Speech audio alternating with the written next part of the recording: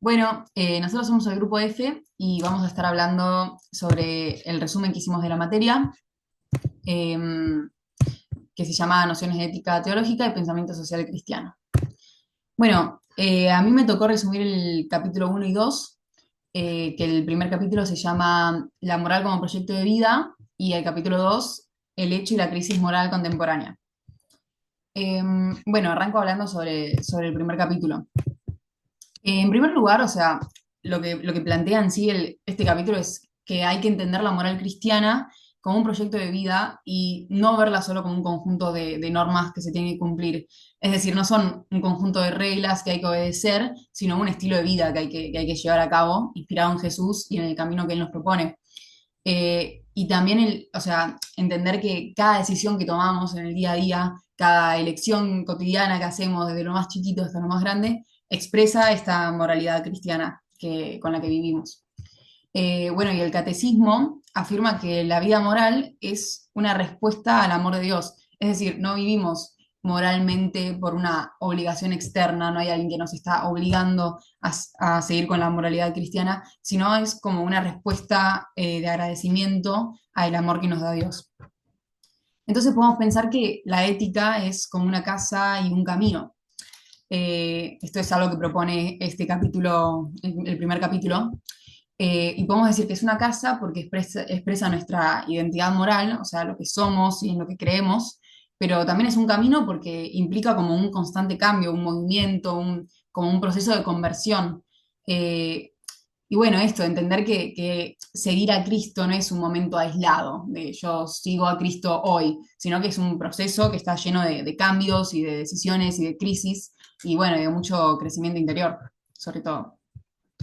Y bueno, después tengo el segundo capítulo que resumí, que se llama El hecho y la crisis moral contemporánea, que bueno, que pone el foco más que nada en el contexto actual en el que vivimos, como el mundo de hoy. Eh, o sea, la vida cristiana de hoy se desarrolla en medio de una crisis moral contemporánea que está marcada por la globalización y el relativismo. Bauman, que es un autor, habla sobre como este concepto de la modernidad líquida. Es decir, que como que nada es estable en el día de hoy, y como que hay una pérdida de la identidad o como una fragmentación de la identidad. Y en ese contexto, la fe se ve desafiada por la inmediatez y la superficialidad. O sea, existe el riesgo de que la espiritualidad se reduzca como a prácticas vacías que carecen de profundidad. Eh, y por último, bueno, entender que también, o sea, la crisis en la que vivimos hoy en día no es un fracaso, no hay que verlo como un fracaso, sino como una oportunidad, o como una especie de invitación para repensar la fe de una manera más profunda y como más acorde al contexto social en el que vivimos hoy en día, más abierta al diálogo, y bueno, para vivir una moral un poco más auténtica. Yo voy a hablar del capítulo 3 que se llama Entre las normas éticas y la fragilidad humana. El primer ítem lo nombré Entre la culpa y el perdón, pecado y misericordia. Este habla de que la vida cristiana se mueve entre el peso del pecado, que este genera culpa, la misericordia de Dios, que bueno, esta siempre ofrece volver a empezar. Tanto el catecismo como misericordia et misera recuerdan que la misericordia es el modo normal de Dios. Entonces la culpa no es el final, sino una oportunidad para abrirse al perdón. El segundo ítem lo llamé Entre la ausencia de gracia y la vida en Dios. En el camino normal hay momentos en los que uno se siente como desconectado con Dios.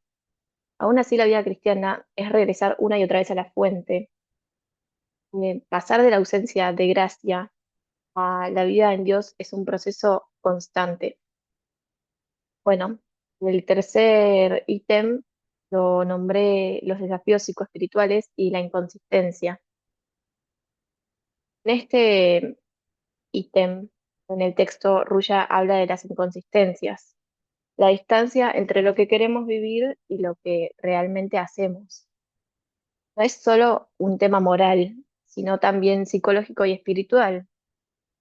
Reconocerlo permite un camino más honesto, donde la gracia ayuda a integrar. Entonces, bueno, esto integra emociones, deseos y decisiones.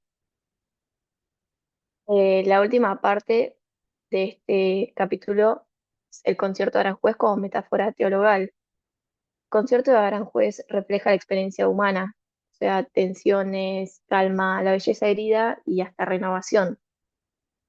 Como metáfora, esto muestra la fragilidad, la gracia, o sea, cómo éstas conviven y forman una propia música interior. Y es así el camino cristiano, lleno de contrastes que Dios transforma en armonía.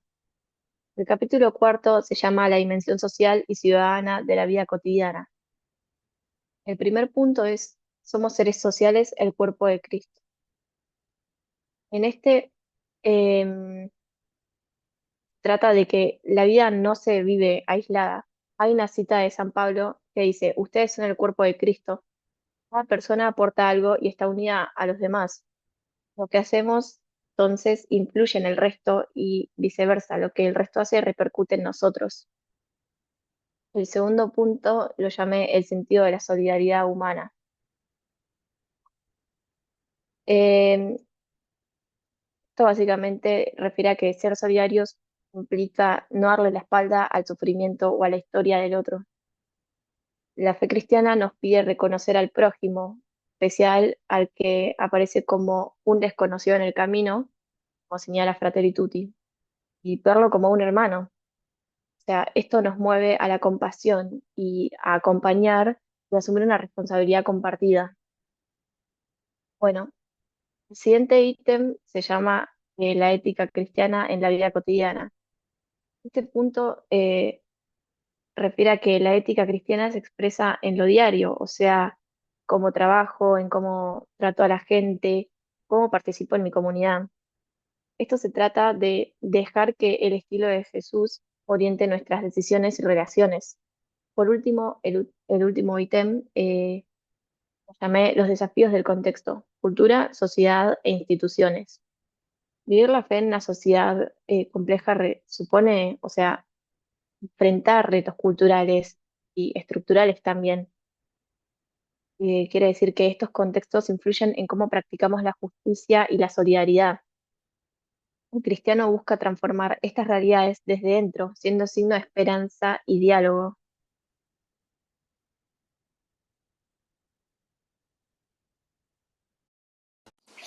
Bueno, ahora voy a hablar yo de los últimos 3 capítulos finales, siendo el primero el capítulo 5, que se llama Fundamentos de la Doctrina Social de la Iglesia.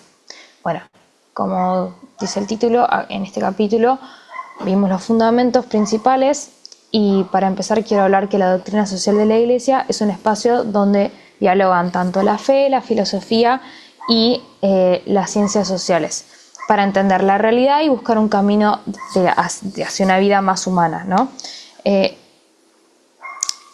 Esta parte de una idea muy esencial pero sencilla, que es que el centro está puesto en la persona, en el hombre, ¿no? Se basa en la Biblia. En el Antiguo Testamento se aparece el llamado a la justicia, y con las enseñanzas de Jesús se ve un ámbito de la fe más social, con una dimensión social. La doctrina social de la Iglesia entonces destaca especialmente 2 ámbitos que construyen a la persona: la familia y el trabajo. La familia siendo donde aprendemos a relacionarnos y a cómo tratar el otro, y el trabajo siendo no solo un medio para producir, sino también un camino de autorrealización, de búsqueda de derechos, de dignidad y de encuentro con los demás. A su vez, desde esta perspectiva se habla también de la economía y la política. La economía estando al servicio de las personas, y la política, cuando está bien efectuada, es cuando busca el bien común, la justicia y la participación de todos.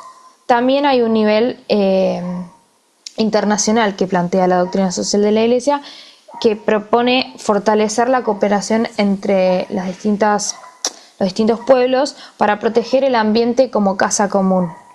Entonces también lo que busca es trabajar por la paz, ¿no? Entonces está entendida esta como fruto de la justicia y de la solidaridad. El capítulo siguiente es el capítulo 6 y está titulado Los grandes principios de la doctrina social de la Iglesia. Bueno, este se sostiene sobre 4 grandes principios que sirven para organizar la vida social. El primero es la dignidad humana, que dice que, bueno, cada persona debe ser respetada por el hecho de ser. Nos recuerda que cada vida tiene un valor absoluto y que nunca puede ser tratado como un medio, sino más bien es un fin. El segundo es el bien común. Dice que cada uno debe tener el espacio para desarrollarse, ¿no? Entonces implica crear las condiciones para que todos nos desarrollemos integralmente. Después el tercero es la subsidiariedad, que dice que cada nivel social tiene que cumplir con su rol sin reemplazar a los otros, a los más pequeños, pero siempre contando con el apoyo si se lo necesita. Y el cuarto es el de la solidaridad, que nos invita a reconocernos como hermanos y a compartir las responsabilidades. A estos principios se suman los valores de la verdad, la justicia, la libertad y la caridad, que orientan las decisiones y las relaciones sociales. Vividos juntos, permiten construir una vida social más humana donde cada persona puede crecer y aportar a la comunidad. El capítulo 7 es el último y habla de la vida y la profesión como respuesta al amor de Dios. Bueno, en este capítulo la doctrina social nos recuerda que la vocación y la profesión están profundamente unidas y que el trabajo no es algo separado de lo que uno es, sino es un espacio donde se vive un llamado más profundo, ¿no? Bueno, en mi caso particular, que estudio la carrera de licenciatura en piano y cámara, mi profesión se divide en dos ámbitos, que es la de intérprete y la de docente. La de intérprete siendo un espacio donde yo invito al espectador a hacer una reflexión o mismo un escape, y me pongo al servicio de la obra del compositor y busco la belleza en esta misma. Después, como docente, acompaño a mis alumnos en su crecimiento, ayudándolos a descubrir sus propias capacidades con respeto y paciencia. A mí me parece que la ética profesional entonces me pide ser competente, responsable y por sobre todo humana. Y desde la fe entiendo mi tarea como un servicio de la gratitud por lo que recibo, por el don que recibo de tocar el piano, y se abre la gratuidad, dando más de lo que se espera con generosidad. En definitiva, me parece que la doctrina social de la Iglesia muestra que la vocación cristiana se encarna en la profesión. Bueno, con esto terminamos la presentación integral de toda la materia y les damos gracias por escuchar.